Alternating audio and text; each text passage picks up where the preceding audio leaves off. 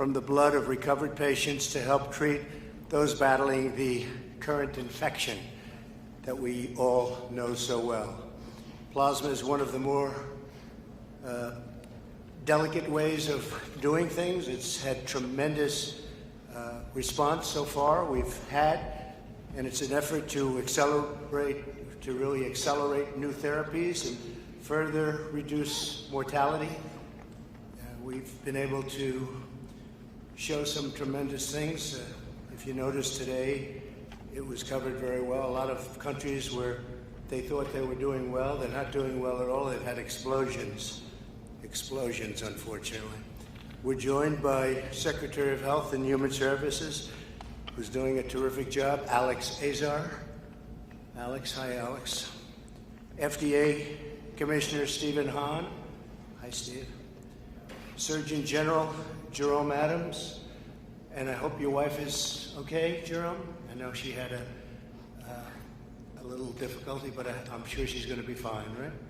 Please give her my regards. Thank you, Jerome. Dr. Francis Collins, who everyone knows.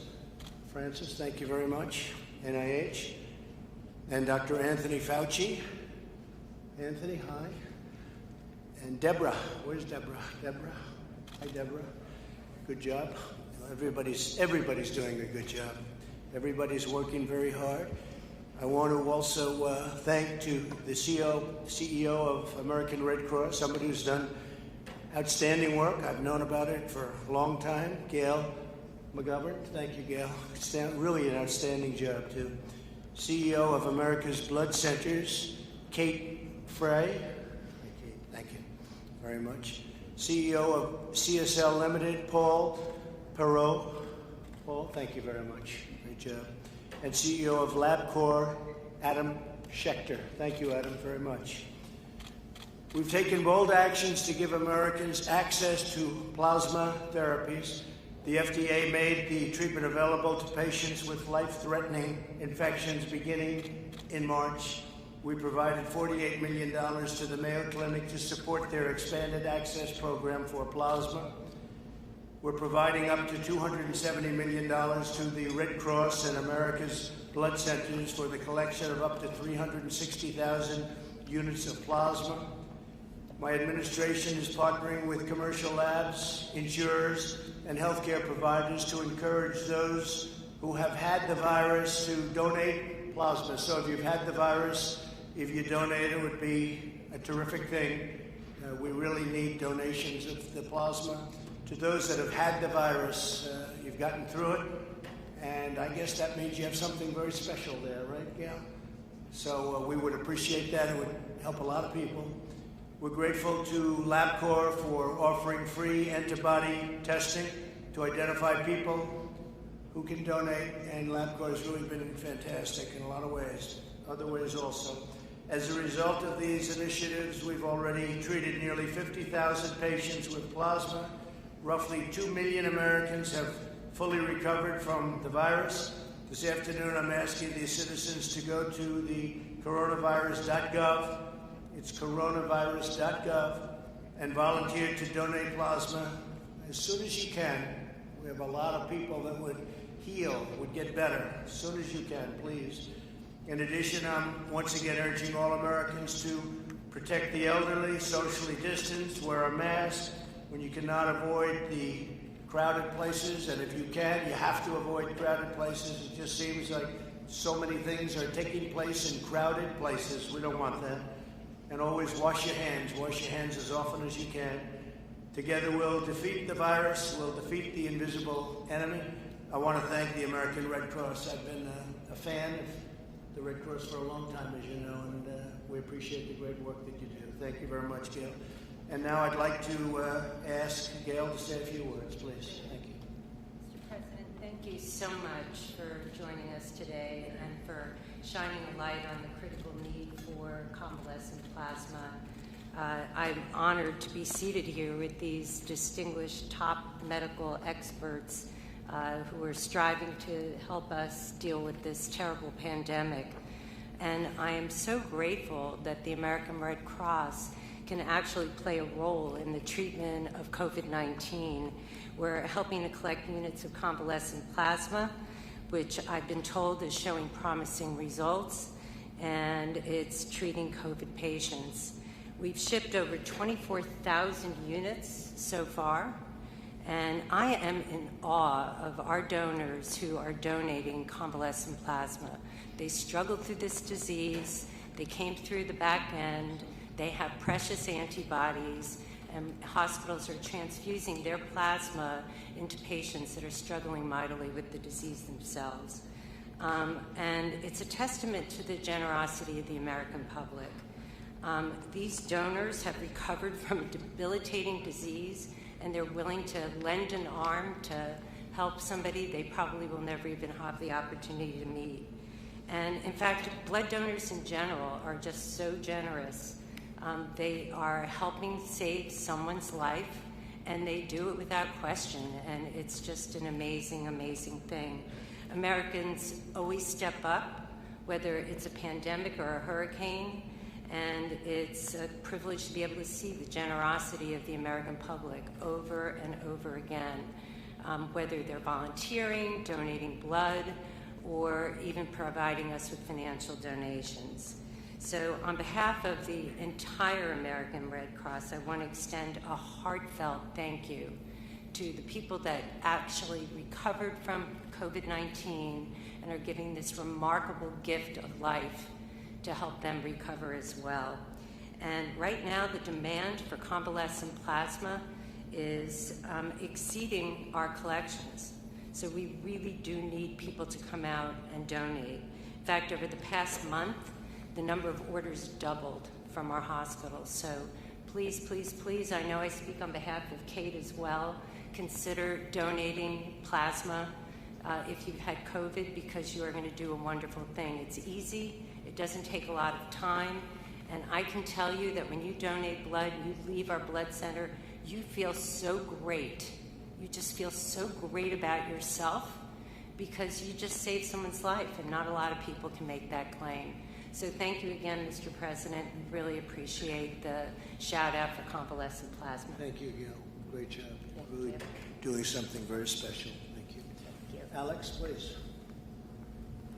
Well, Mr. President, thank you so much for leading the effort now to get people to donate convalescent plasma.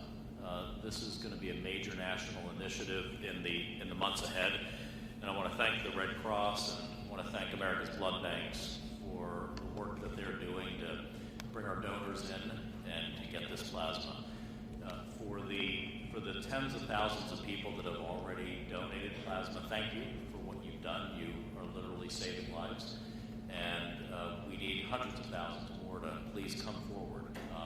If you've been infected and recovered, please go to coronavirus.gov and reach out to your American Red Cross outlet or your local blood bank. And please be a donor. We now have more than 48,000 patients that have received convalescent plasma thanks to the work of American researchers and physicians, the FDA, HHS's Office of Assistant Secretary for Preparedness and Response, and groups like the Red Cross and our blood banks. This effort is just one piece of what the President's leading towards bringing therapeutics to the market. So we have remdesivir, we have steroids for lung injury, and now we bring convalescent plasma to people. We've invested more than $1.7 billion through our Operation Warp Speed, which is the President's initiative to get vaccines, therapeutics, and diagnostics to the American people in record time. When it comes to therapeutics, Warp Speed means weeks, not months. Earlier this month, through Operation Warp Speed, we announced a $450 million agreement with Regeneron to support their promising monoclonal antibody cocktail. What makes OWS so bold is that we've now paid to begin making doses of this Regeneron product before it receives FDA authorization or approval. And that means that if and only if this drug meets FDA's gold standard for safety and effectiveness, we'll have tens of thousands or hundreds of thousands of doses to distribute to American patients right away as soon as this fall. And that's what today's about also, ensuring that even as the FDA reviews the data on convalescent plasma, we have plenty of supply, we We have access for people. It also enables us to develop new therapies such as hyperimmune globulin, which is the distilled, purified version of our convalescent plasma. So thanks to everyone who's donated, and thank you, Mr. President, for this national call to action to donate. And thanks to all of our future donors. Thank you, Mr. President. Thank you very much, Alex. Appreciate it. Dr. Collins, please. Thank you, Mr. President. And good afternoon, everyone. It's wonderful to be in this beautiful space. And thanks very much, Gail, and everybody at Red Cross for hosting us here while we try to make it clear what a remarkable gift Americans have been giving by donating plasma if they've recovered from COVID-19, because that has the potential to help lots of people. Your own human body is a wonderful little biotechnology factory, even if you might not think about it that way.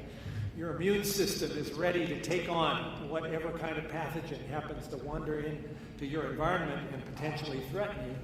And we know this is a particularly impressive virus for what it can do. And yet most of us, thank God, once exposed to this, do figure out how to recover from it because that immune system kicks into gear and makes those antibodies that then allow the virus to lose the battle and you to win. And now, having done so, you're in a position to be able to donate your biotechnology product, which is your plasma, to somebody else who's just now getting sick with this disease, and you have a chance to help them if their own factory hasn't quite kicked in. Americans are amazing, and the way in which people have been doing this is truly inspiring. Americans seem to believe that biblical verse, to whom much has been given, much will be required. To whom coronavirus has been given and they've recovered, apparently, they have recognized that they have something else that they can do to help the next person. And that is inspiring. And we're here to encourage more and more people to see that as something practical and important they can do at the time of this global pandemic. You already heard, though, from the comments made by the Secretary that this is part of a remarkable menu of therapeutics, treatments that are being developed against coronavirus. And this particular one also opens the door to other kinds of immune therapy.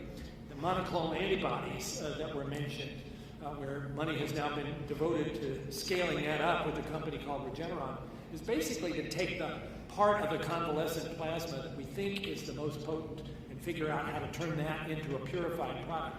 I'm not quite there to show yet whether that works, but that is also a very promising approach. And there are a couple of trials of monoclonal antibodies from other companies that are on the launching pad starting as soon as tomorrow.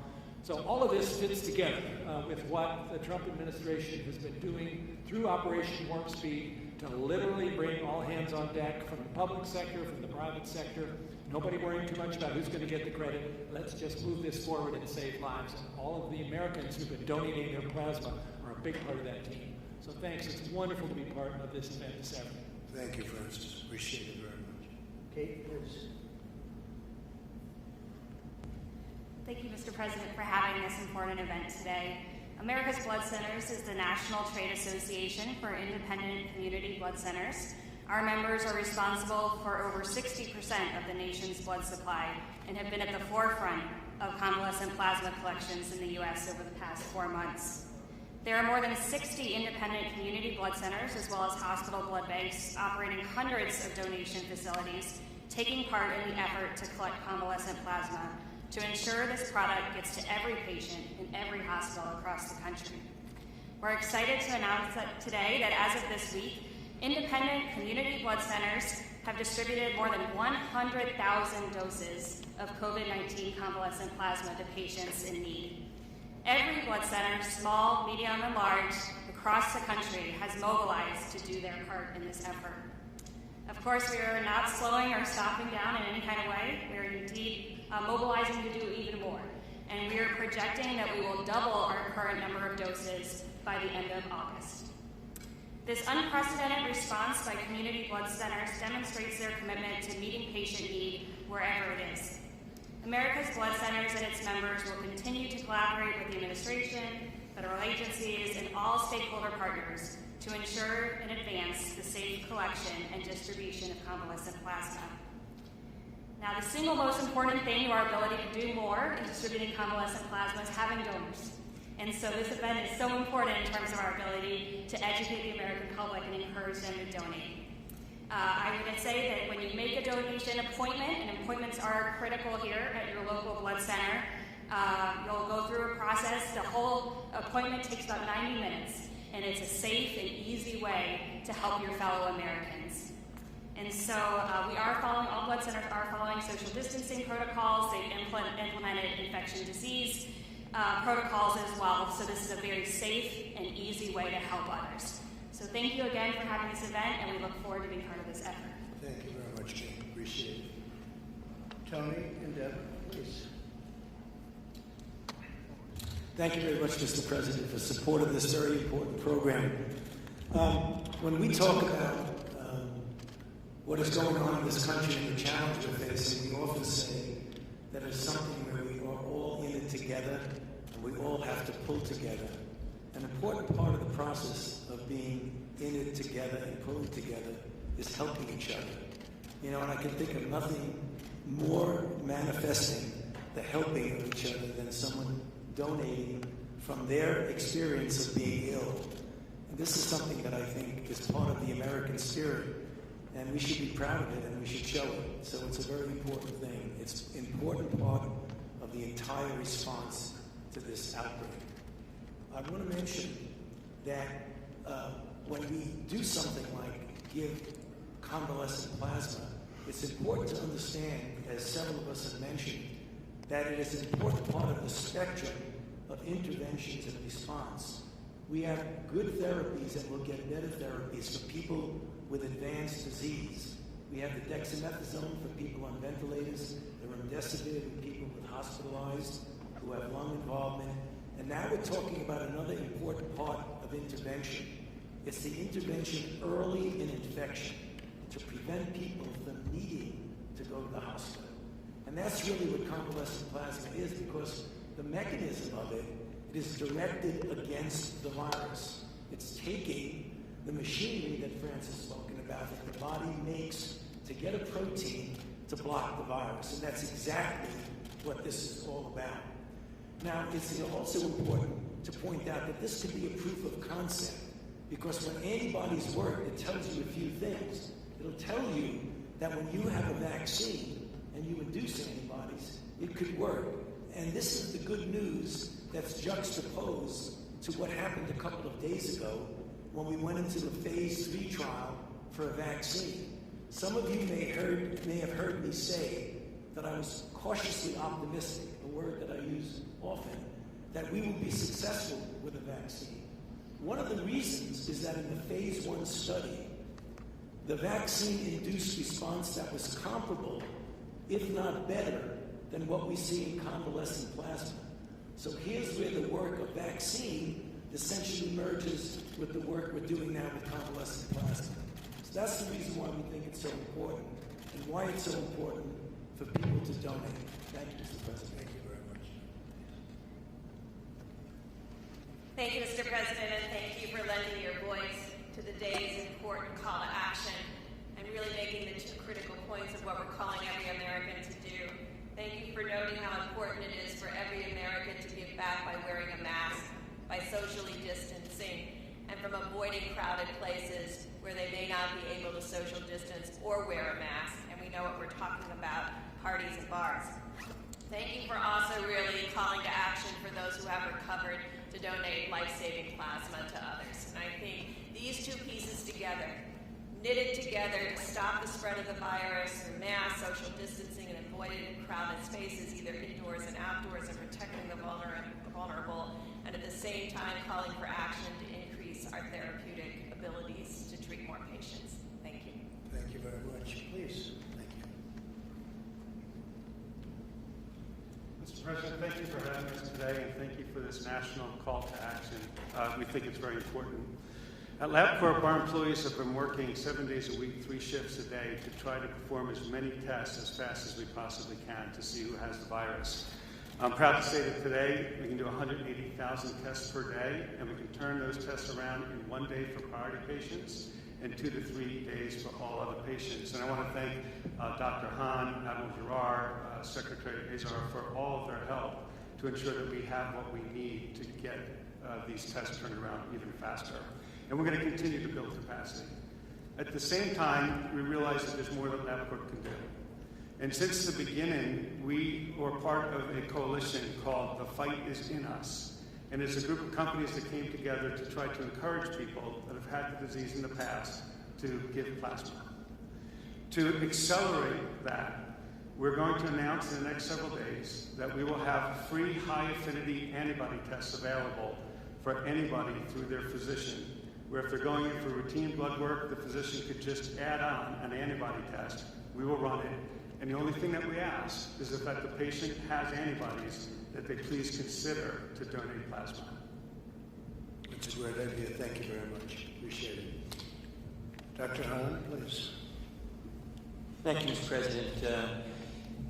Based upon your call to action, FDA has responded to remove any unnecessary barriers to the speeding of medical products during this pandemic. I want to thank the American Red Cross and the American Blood Centers for the collaboration that we've had in the development of the convalescent plasma program. As the President and Secretary Azar mentioned, in March, FDA began working with our colleagues to develop this program.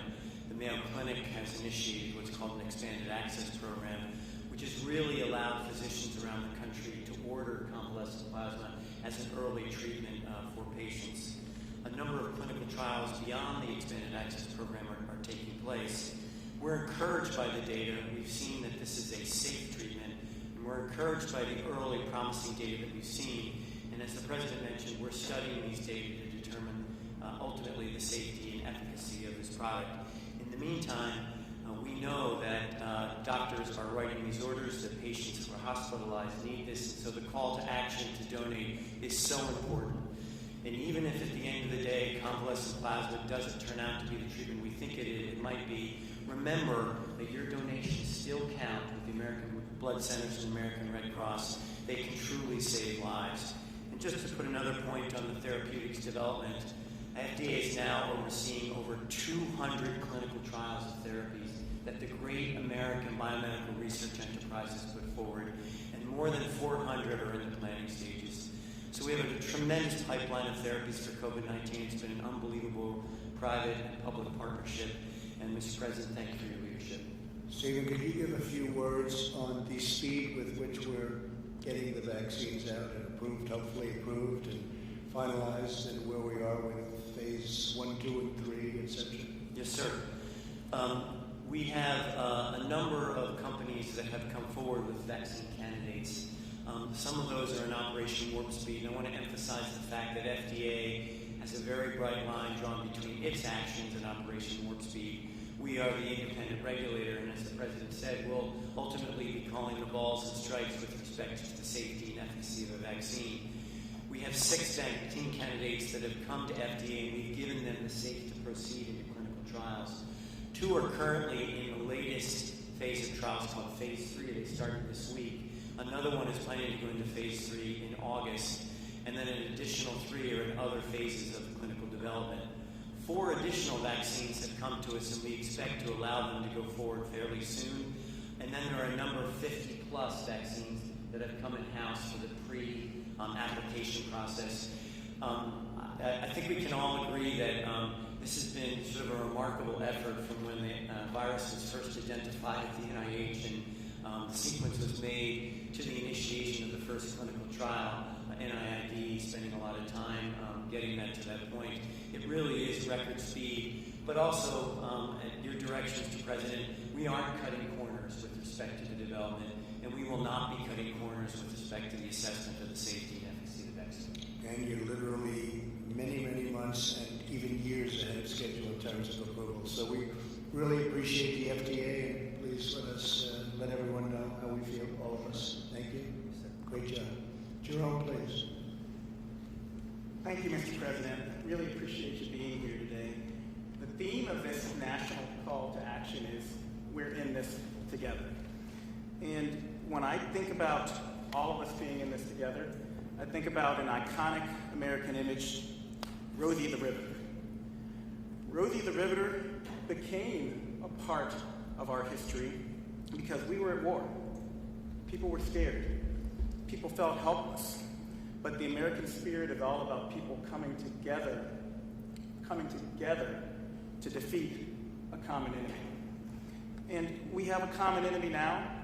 It's COVID-19. But we also have tools that everyone can bring to bear to really help us overcome this enemy. One of those is convalescent plasma. One thing I want to add to the discussion that hasn't been brought up yet is that the average age of donation of blood and plasma is over the age of 60. So to the young people out there, we've got some work to do. The seniors are showing us up. We need everyone to do their part because we're all in this together. I also want to foot stomp something that Dr. Birx mentioned and that Dr. Fauci mentioned. There's a spectrum that we have here of treatments that are way downstream, treatments that are midstream, and then preventative measures that we can all take because we're all in this together. And Mr. President, I want to thank you for emphasizing the 3 W's. Number 1, wash your hands. Number 2, watch your distance. Number 3, wear a mask. I was in Miami just a few weeks ago, and I promised them I would tell you this. I was in Trump country, and they told me to deliver you a message, Mr. President. They told me to tell you you look badass in a face mask. I promised them I would tell you that. Miami, I told the president he looks badass in a face mask. We are all in this together. Give blood, give plasma, save a life. We'll get through this, America. Thank you, John. Thank you. Please. Thank you, Mr. President, for having me here today, and really to join the partners that are here together to join our mission of combating this disease with our particular expertise and technologies. I also want to thank you for your leadership. I think that no one has seen this in the world. It takes resolve and it takes effort, and you've shown that both with your leadership but also with the founding of Operation Warp Speed. So thank you for that. I also want to thank you for your outstanding team that we're working with. Great people really have done a fantastic job, and for proactively engaging the private sector to combat COVID-19. I am Paul Perot. I'm the CEO of CSL Limited. Our legacy in fighting infectious disease goes back to 1901 with Emil von Behring, who was the first Nobel Prize winner in medicine, who actually utilized plasma as a means to fighting off diphtheria. So our history is long in this space. Since then, CSL has been committed to innovating and developing therapies for rare and serious diseases. That's our business.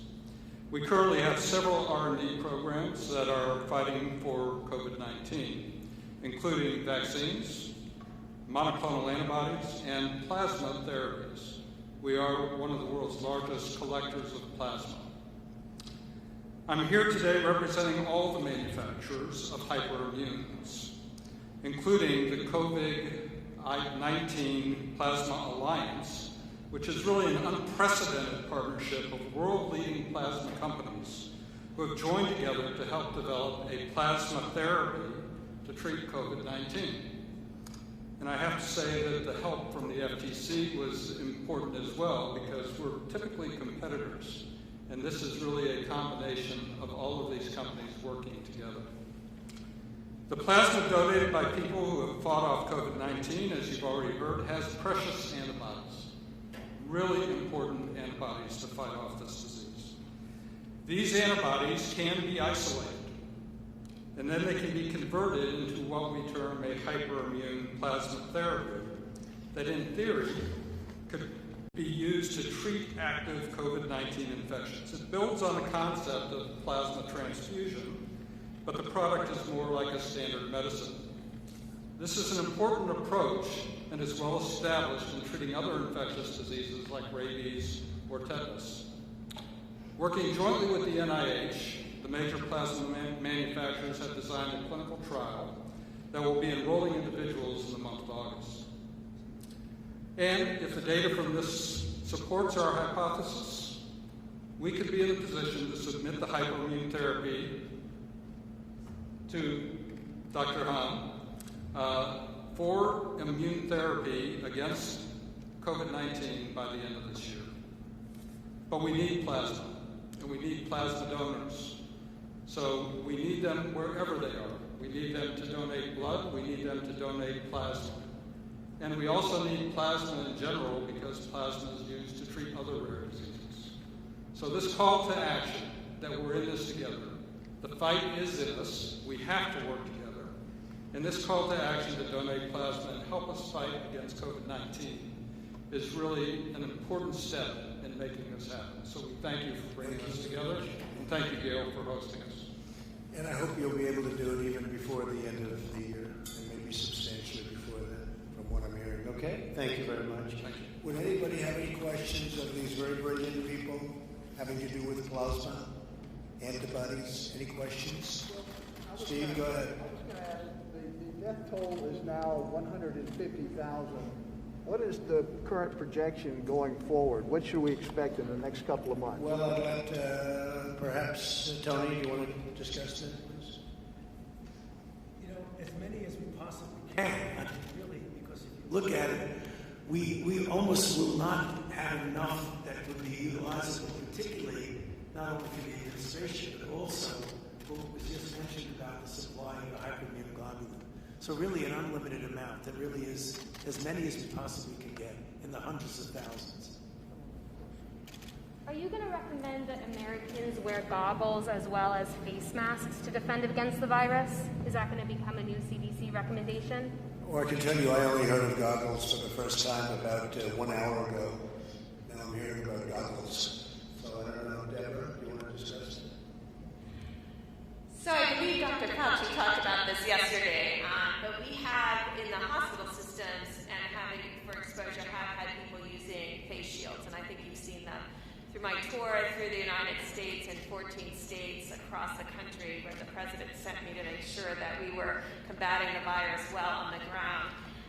Tennessee has created special teacher packs to ensure that every teacher has a face mask, a face shield, gloves, and hand sanitizers. And I think we're trying to bring these best practices back to ensure that teachers feel safe in the classroom in the same way that doctors and nurses feel safe in the hospitals to decrease their exposure.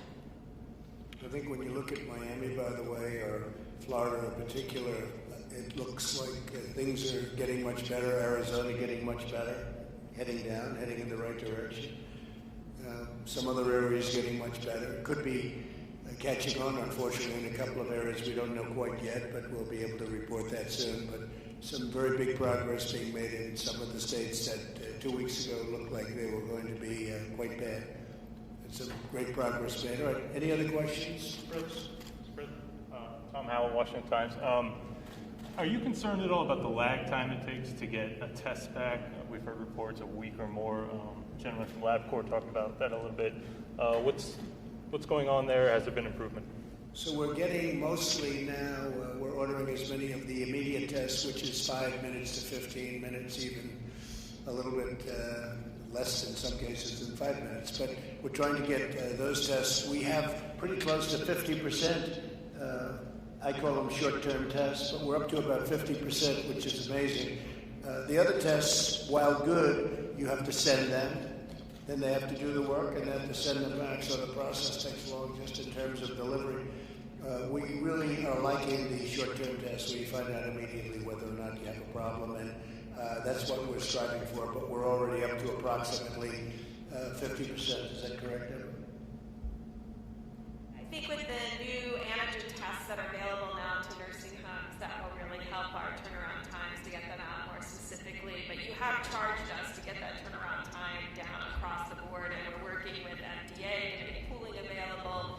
The reason LabCorp has been able to decrease their turnaround time so remarkably is they moved to pooling several weeks ago. That's dramatically increasing our throughput throughout the country. And so we really need to call on all the laboratories to learn from LabCorp and others that are doing pooling like the Broad and LabCorp to really increase our turnaround times, to decrease our turnaround times. We know that it's possible that we could decrease it by at least 50% if all of our laboratories move to pooling. So, sir, we're doing as you said, and we're going to decrease those turnaround times. Good, thank you. And how's LabCorp doing about turnaround? Yes, so right now, Mr. President, for priority patients, those in hospitals, or those in nursing homes and hotspots, within 1 day we can turn them around. That's good. For everybody else across the country, we turn those around in 2 to 3 days on average. And we can do 180,000 of those tests per day, and we're still increasing capacity. And as Dr. Burke said, we're going to be doing pooling and multiple other things, so we will continue to work hard. So then for nursing homes, 1 day and something more than that for everyone else, but 3 days looks like it's a pretty good target.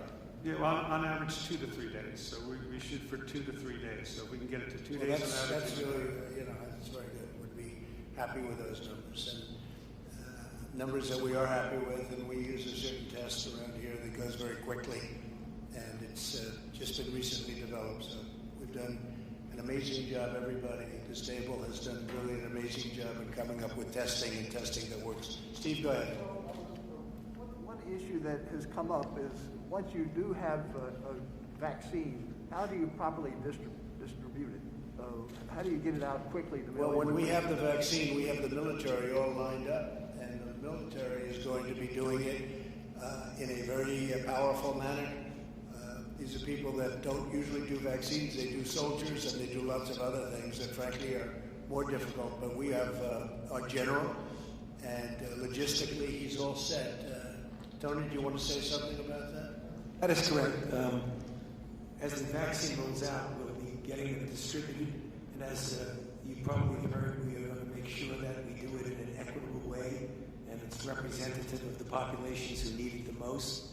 And we have the standard way that we determine that with the ACIP working with the CDC, but Dr. Collins and Dr. Redfield have put together with the National Academy of Medicine a group that will fortify that decision-making process so that we're making sure that we're very fair and equitable in getting the vaccine distributed properly. And I think I could have Francis say that tremendous progress has been made on the vaccine beyond anything that we would have thought if you go back 6 months. What do you think? It is just, frankly, quite astounding, Mr. President. I've been at NIH for 27 years as director for 11, and I've seen some amazing things happen.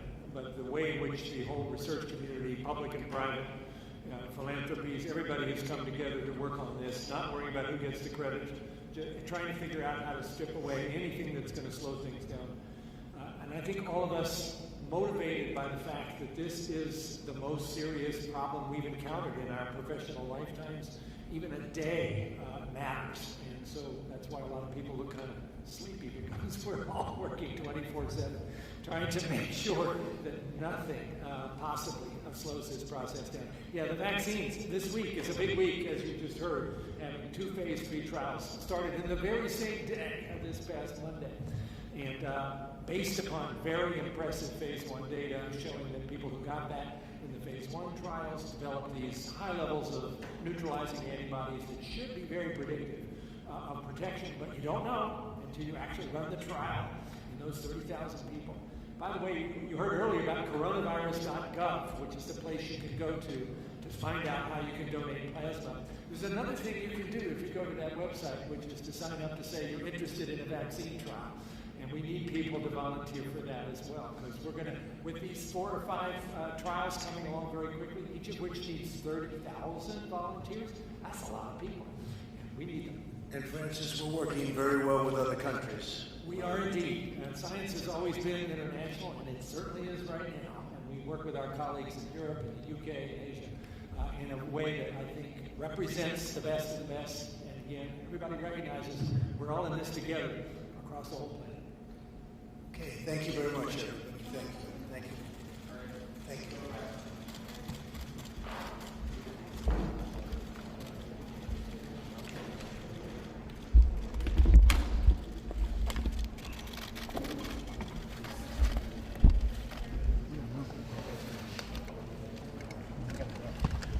Waiting on Brian Cole to move.